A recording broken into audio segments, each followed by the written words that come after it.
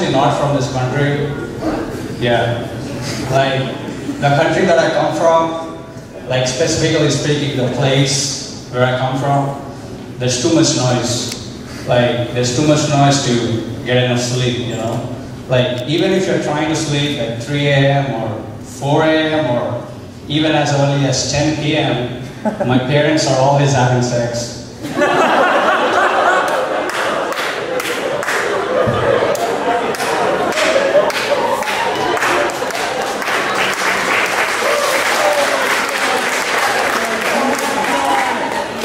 Smart crowd. I like this guy. Alright, I'm gonna proceed the story. Are you guys on board with it? It's a long story. I just want to know if you guys are on board. Alright. So when I was maybe like in my 3rd grade or maybe in my 4th grade, I lost my mom, and then it was pretty sad. It was very depressing, and I was always crying, and I think my father caught up on this, and he got me this goldfish, like this little shiny goldfish, which I took care of him religiously. Like every day I fed him, took care of him. And then one fine day I couldn't find my goldfish, right? So I started crying, and I was searching everywhere for my goldfish. Under the bed, over the bed, couldn't find it. So I walked up to my father, and I was like, "Daddy, I couldn't find my goldfish. Do you have something to do with it?" My father was like, "Son, your goldfish is actually dead, and we had to bury it in the backyard.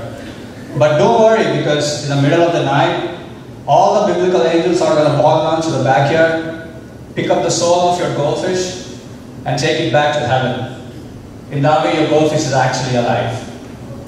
Now remember, guys, I was little, so I believed that story, right? So I walked up to my bedroom, and then I started gazing at my backyard all day, all night, just waiting for some of those juicy biblical angels to fall down to the backyard, pick up the soul of my goldfish. Guess what, guys? It didn't happen. But I ended up waking up all day, all night. But I wanted to be sure though. So I picked up a shovel, and then I walked up to my backyard, and then I started digging everywhere just to find my goldfish. Now there's good news and bad news to this story, guys. The bad news is that I couldn't find my goldfish. The good news is that I found my mom.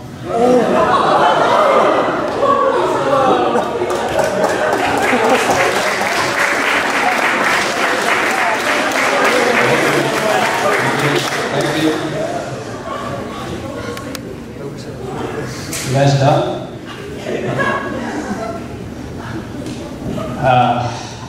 Just based on personal experience though, like just based on personal experience, I'd like to give this advice to you guys, which is alcohol is pretty bad. Alcohol is brutal. Like take my father for example. Like he would come home with his bloody eyes late nights, and he would start screaming and crying at the walls like aimlessly for no apparent reason. Yeah, that would be his phase 1.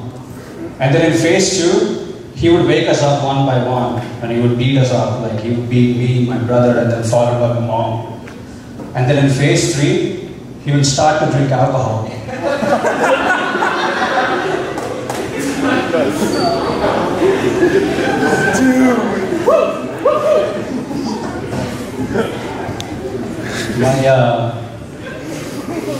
My son started to kick his mom in the stomach. Yeah. Now as the man of the house, I don't actually encourage domestic abuse, so we went ahead and got an abortion.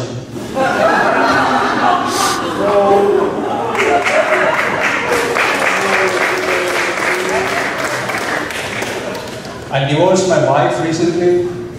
Thank you, cancer.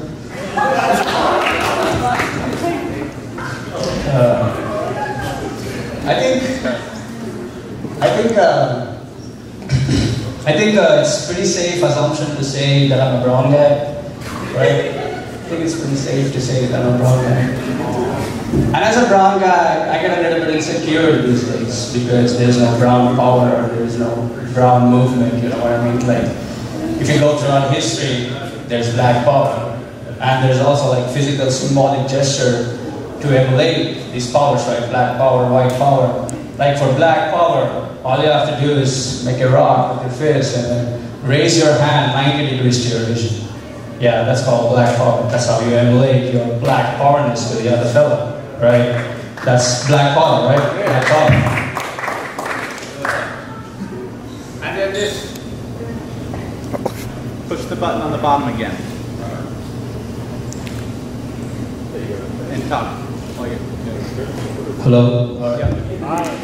Yeah, where were we? Black power, right? Yeah.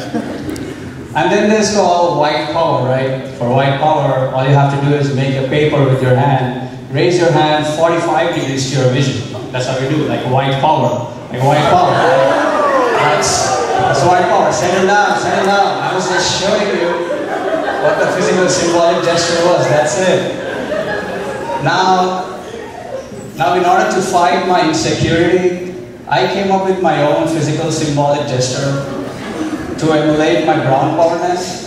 And all you gotta do is do this, and then you do this, like brown power. That's what you do, like brown power. 0 degrees to your vision. Because guys, at the end of the day, racism is just a game. It's rock, paper, scissors, rock, paper, scissors, rock, paper. That's it. Racism is just a game. Nobody wins. Although I just want to say that paper is mightier than rock. I'm not racist or anything. You want me to go?